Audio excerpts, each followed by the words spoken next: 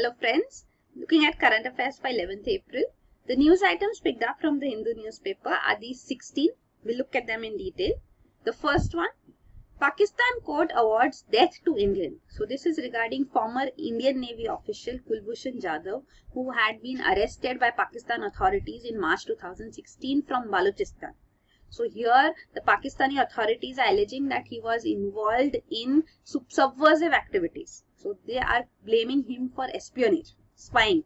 So he's a jasoos, that's what they're saying. He's a spy working on behalf of India's external intelligence agency, RAW. So this is the accusation on him, and now the Pakistan military court has sentenced him to death. So this actually can be appealed, but the Army Act under which he has been accused and prosecuted, it was amended 2 years ago, in which even civilians can be tried under terrorism charges secretly in army courts.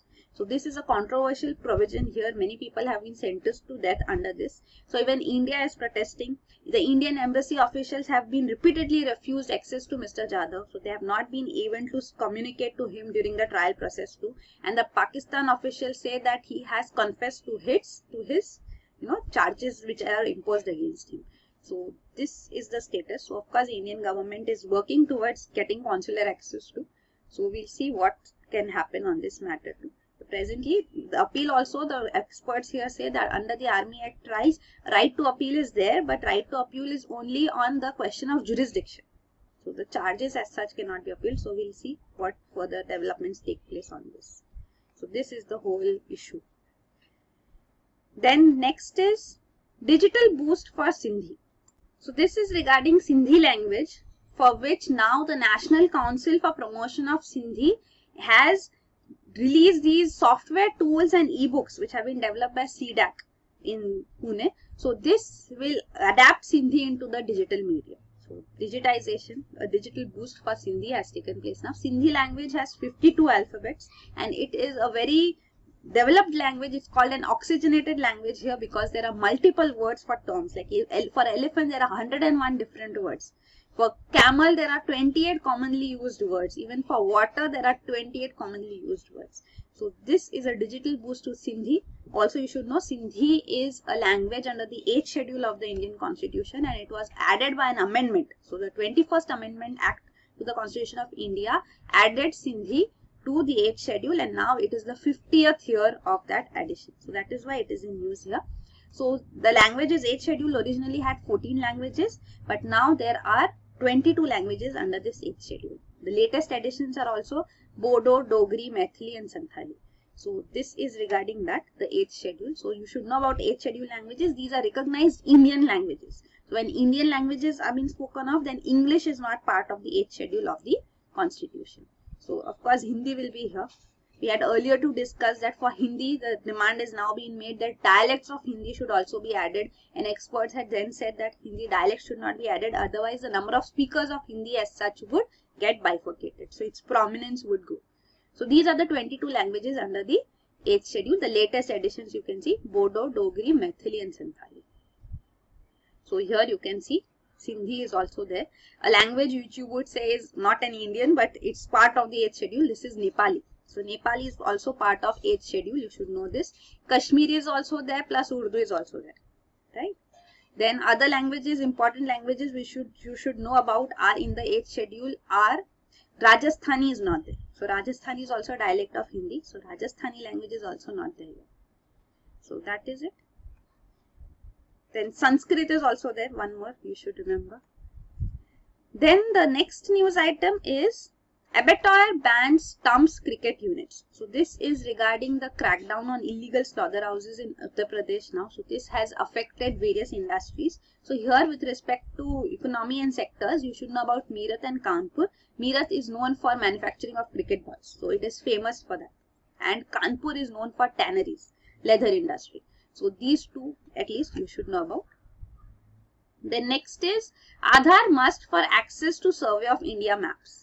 So Survey of India, this is said to be the country's oldest scientific organization. So it's the official map maker of the country. It was set up in 1767. So this was to consolidate the territories of British East India Company. So that was the original purpose for which it was set up. It was also involved in the discovery of Mount Everest as such too. So its members are also from the Survey of India Service Cadre. So it is headed by Surveyor General of India. So presently the news is that the Survey of India has this web portal called Nakshe. So it allows maps. It means it has maps for civilian purposes also, plus for defense purposes. But for civilian purposes now access can be had to these 3000 of the 7000 maps. So they are free downloadable, but only requirement is that an Aadhaar number is required for such access. So this is Aadhaar being mandatory here too. So this is in use. So it says Aadhaar Act, another provision which is mentioned is Aadhaar Act specifically says that the number, Aadhaar number can't be used as a proof of citizenship or domicile. So if you have an Aadhaar number, thus we have recently seen about Rohingya Muslims also getting Aadhaar cards in Jammu and Kashmir. So it's not a proof of citizenship and it's not a proof of domicile also that you have a proof. It's not just like a domicile certificate because you have registered for Aadhaar means you are a resident of that state or that region. So that is also clarified. Then next is government to get tough on traffic offences. So this is regarding the Motor Vehicles Amendment Bill 2016 which has been passed by Lok Sabha. So these are amendments being made to the Motor Vehicles Act of 1988. So now it will go to the Rajya Sabha after being passed by it and getting the assent of the President. It will become part of this act as well. So the provisions here under this amendment are that the penalty for traffic violations have been increased drastically. Also learner's driver's license can now be issued online as well. Also contractors who are responsible for faulty road designs can be penalized too. So these provisions have been added under this. So you can see the fine how it has increased. So driving without a license will result in a minimum fine of 5,000. Presently 500 rupees, it will go to 5,000. So these over speeding, not wearing seat belt, you can see the penalties have been increased drastically. Also traffic violation penalties will increase 10% each year once the bill becomes a law. So this is also a provision under it. Then another point which was there added was that the provision is being made that Aadhaar number would be mandatory for applying for a driving license and vehicle registration. So this enabling provision is also being made in the bill. So opposition is protesting against it, but this is there. So Aadhaar number mandatory here too.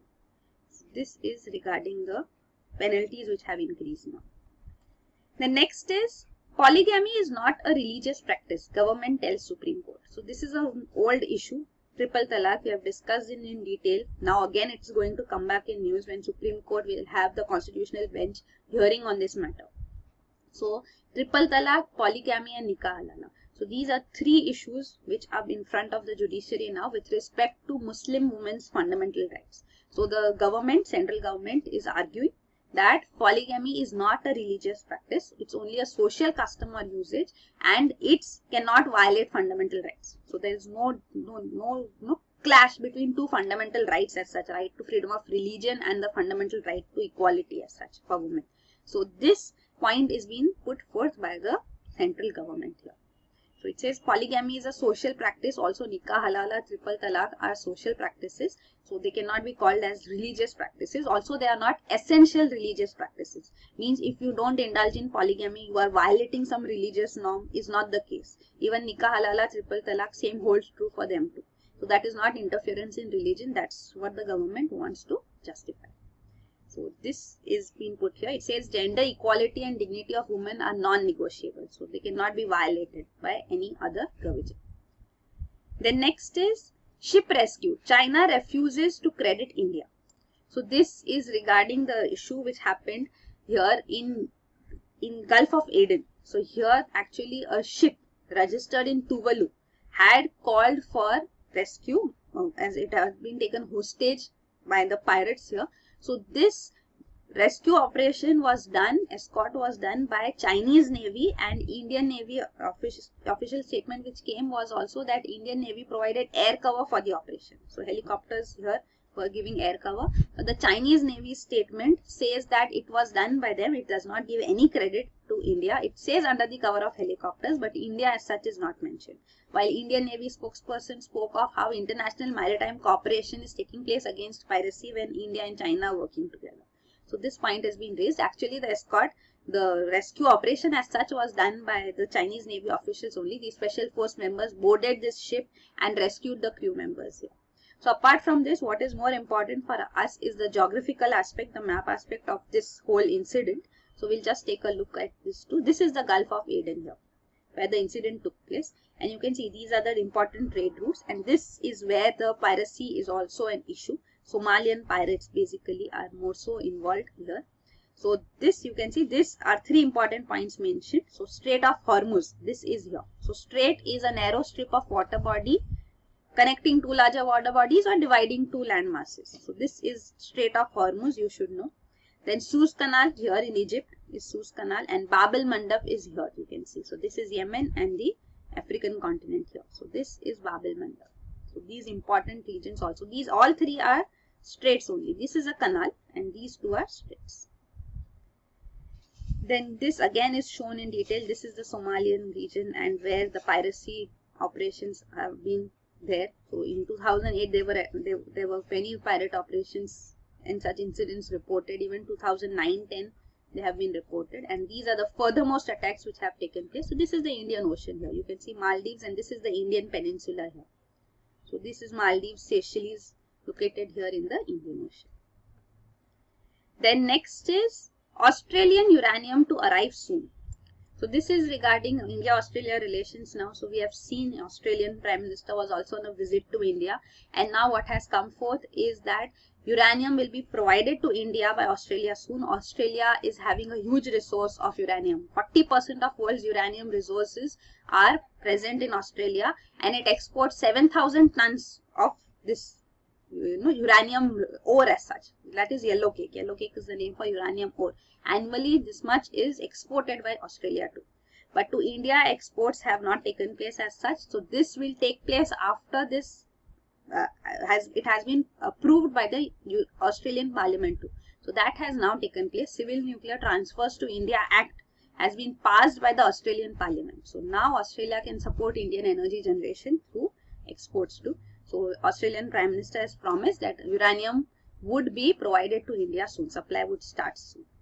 So that is there. Another point which was highlighted is regarding the joint statement issued on bilateral maritime exercises. So these AUSINDEX will take place in the Bay of Bengal in 2018. Also joint exercises for special forces would also take place. First bilateral army to army exercise between India and Australia has also been decided now. So this is decided. Plus also another point is on joint statement on the cooperation in South China Sea, Indian Ocean Pacific region. So here the South China Sea specifically talking about China's growing presence. So it says we need the common interests are ensuring maritime security, safety of sea lanes of communication. So these are important trade routes too. So freedom of navigation and overflight, unimpeded lawful commerce, and resolving maritime disputes by peaceful means will be upheld and recognized by both the nations. So they are talking about cooperation here on that point too. So this were the highlights. Other things which have been stated are already Australia is partnering with India in 24/7 Power for All, Smart Cities and Make in India programs. Then the next news item is Supreme Court asks how children end up in Jammu and Kashmir mobs. So this is actually a petition which has come before the Supreme Court, which has been filed by Jammu and Kashmir High Court Bar Association. So they are talking about, they are calling for banning pellet guns. So but pellet guns had been in news that pellet guns had resulted in blindness when they were used by the armed forces in Jammu and Kashmir against the mob who indulged in stone pelting. So now the Supreme Court is asking that in these stone pelting, in these mobs in Jammu and Kashmir, there are huge number of children involved. Even maximum injuries are to children. So how children are used in these mobs as a cover against security forces is being questioned by the Supreme Court. So this is now Supreme Court is looking into the matter too. The Chief Justice of India, Justice Khair, said that we feel we have an important role to play in this issue. So we'll be hearing more on this too now. Then next is only Parliament can allow additions to OBC list. So the Lok Sabha has cleared the 102nd Constitutional Amendment Bill. So this is providing for constitutional status to National Commission for Socially and Educationally Backward Classes. So the Backward Classes Commission, National Commission for Backward Classes, has been renamed now as so under this bill, and it will be given a constitutional status just like Commission for Scheduled Castes, National Commission for Scheduled Tribes. So this is a provision as such which has been passed by Lok Sabha now. So it also makes provision that any addition to the central list of communities and the OBCs have to be cleared through Parliament now. So it is giving the power to the center, to the Parliament, to have new OBCs added. So presently there is a list of around, you can see here, OBCs 5013 list. In central list there are these many OBCs as such listed. So this is this we have discussed earlier too. So now it has been passed by Lok Sabha, this bill. So presently it's a statutory body. Now it will become a constitutional body after being renamed socially and educationally backward classes. So this body was also a National Commission for Backward Classes, was established in 1993 as an outcome of Indira Sawhney case. So this also we have discussed few days back, the Indira Sawhney case judgment, in which the Supreme Court laid down norms about reservations, about how OBC, the creamy layer from the OBC should be excluded. There should be no reservation in promotions, and the third point was that reservation cannot exceed, overall reservation cannot exceed 50% too, even if carry forward policy is used. Means if earlier reservations seats have remained vacant, you are carrying them forward, then too this should satisfy that 50% threshold should not be exceeded. Then some suggestions by the National Commission for Backward Classes are listed here. So this, it says the annual family income limit should be up to 15 lakh for being considered outside the creamy layer criteria for OBCs. So this creamy layer criteria presently is the threshold limit, income limit is of 6 lakh, and that is the income of parents. So that is presently there. It is saying it should not be of parents but family income. So there are some cases when the child is earning too. In those cases too, reservation is provided because income is only seen of parents. So it calls for this change. The recommendation is that annual family income limit should be of up to 15 lakh. They should be excluded. Then also another recommendation is that there should be subdivision of OBCs into backward, more backward and extremely backward. So the 27% quota which is there for OBCs, it should be divided proportionately amongst these communities. So this is also a suggestion. The next is Hasina invites Indian companies to Bangladesh, promises SEZ. So Bangladesh Prime Minister on her visit to India now, she has said that we need investments. Bangladesh needs infrastructure investment of up to $20 billion a year till 2030. So it has said it's inviting investments from India. If Indian companies can come and establish themselves there, Bangladesh is doing well. And there are 100 proposed SEZs which are coming up in the country. So there can be some, at least 3 of these which can be exclusively dedicated to Indian investors. So she has promised this. She says that 100% repatriation of profits and invested capital would also be allowed. Means whatever profits you have, you can take them back to.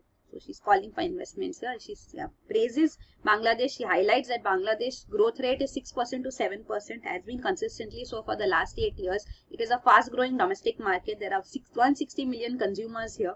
So special duty free access to various global markets can also be provided. So she's inviting the Indian investors on these grounds. So Adani Power Limited has a deal, a $2 billion deal with Bangladesh Power Development Board for purchasing power from the power plant in Jharkhand, which Adani owns. So this deal has already gone through. The India-Bangladesh bilateral trade relations are also doing well. It's reached $6.5 billion, but Bangladesh has a deficit here. Bangladesh exports have failed to cross even $1 billion mark. So this is also a point here. The next is align bank pay to that in central public sector enterprises. So this is the Bank Board Bureau. So this is the bureau which was presently headed by former CAG Vinod Rai, Comptroller and Auditor General of India, former. So this has recommended that the government should bring in reforms and the compensation package for public sector banks should be on the lines of central public sector enterprises. So it has to be with respect to role, responsibility and remuneration, a level playing field should be there with private sector also. So this is the suggestion put forth. This Bank Board Bureau was established in April 2016 to select board members, including the MD, Managing Director and CEO, Chief Executive Officer in public sector banks. So it puts out a list of recommendations which are submitted to the government as such. So that has also been done by them, and this is a suggestion coming forth that compensation reforms should also be there in public sector banks. So this is shown here under the 7-point agenda, the Indradhanush scheme for the banking system. One was on appointments. The Bank Board Bureau has been appointed for that purpose here. So this is being shown here. The Bank Board Bureau, its function, appointments at senior levels, and watchdog for the performance of public sector banks. So these are the two objectives as such. And the structure, you can see, structure is that it is headed by, it will comprise of a chairman. So that chairman is Vinod Rai, the former CAT, and there are 6 more members which will be officials. The next is zero recovery for damaged corals. So coral bleaching has taken place in Australia's Great Barrier Reef. This is the largest coral reef as such, and this has taken place for 2 consecutive years now. So in 2016 also there was mass bleaching, and now again this mass bleaching has been detected. So that is why scientists here, environment scientists, are saying that there is zero prospect of recovery. So there will be no recovery, because to have a full recovery of the corals, it takes at least a decade, even for the fastest growing corals. So if mass bleaching takes place 12 months apart, then the prospect of recovery is zero. So that has been highlighted. What is this term coral bleaching? Coral bleaching means when corals are stressed, then the algae here are expelled. So the algae that live in the tissue, they provide them with the food as such. So they expel, and because of which the color is lost, and that is called coral bleaching. So coral bleaching is taking place for the 4th time now. Earlier it has taken place in Australia's Great Barrier Reef in 1998 and 2002. And next it took place in 2016. Now again consecutively it is happening. So that is why zero recovery is said to be possible here in this case now. So these are coral reefs. For environment perspective, this is very important. We have discussed this earlier too. They are underwater calcium carbonate formations secreted by corals. So these corals live in colonies, and they are genetically identical invertebrates. So you have this exoskeleton which is made of this calcium carbonate. So this exoskeleton keeps on accumulating. Even if the corals die, the exoskeleton continues and it stays. So this is there. And the energy which they obtain is through these unicellular algae that live within the coral tissues. So these algae are called zooxanthella. So they provide them with the energy. So these means coral reef is an association of the animal, the coral, the vegetation means vegetal, and also the mineral element. So calcium carbonate is also there, animal is also there, and these algae are also there. All 3 coexist.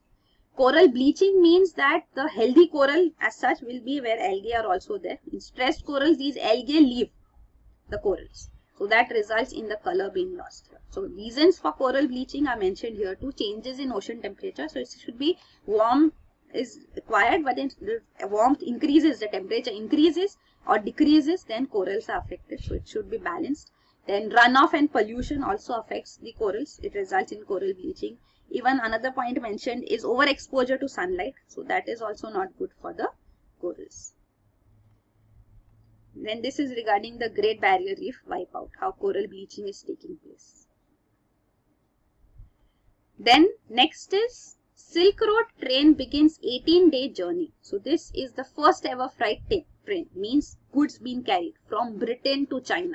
So these are whiskey, soft drinks and baby products which are being carried from Britain to China now. So this is the modern day Silk Road trade route which has been initiated now. So the first journey actually took place from China to Britain. So China to Britain, the freight train arrived on January 18, and now it is returning. So this is said that rail route is cheaper than air freight charges, and it is faster than sea freight. So that is why logistics companies will now be having a middle option from air to sea. You can use these trains also. So this is shown here. It passed through these nations. You can see France, Belgium, Germany, Poland, Belarus, then Russia and Kazakhstan, and then it enters into China. So the rail gauge, when that also changes, former Soviet Union countries like this Kazakhstan, Belarus, they have wider rail gauges. So the Belarus border at this, the train was shifted, the wagons were also shifted, and then they came back to standard rail gauges which are there at the Chinese border. So this is shown here, Silk Road economic belt and the maritime Silk Road in orange route, that is in orange. Then next, and this is regarding the exports from China too. So how exports and imports are distributed from Europe too. You can see imports and exports percentage from China, and in Asia it has the maximum chunk. So now it is widening its reach also. So Australia, USA are also, North America are also shown.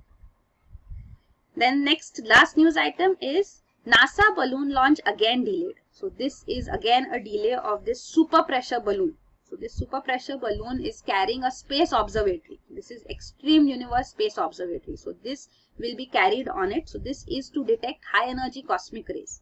So this launch has again been postponed for the third time now, and this time the reason is poor weather conditions. So it says wind speeds were just slightly above those required for launch. So that is why there is uncertainty of precipitation too, of any rainfall as such. So that is why postponing has taken place for a day. So this is the launch. NASA's 2017 is called Wanaka Balloon Campaign. So this will be launched from New Zealand. So the third delay has taken place. Earlier it was cancelled because of stratospheric wind conditions being unacceptable.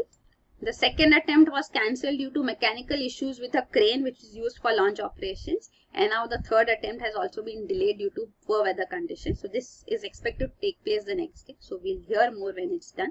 So this is the super pressure balloon technology which is used. So the goal is to have long duration flight of over 100 days at mid altitudes. So this will be there.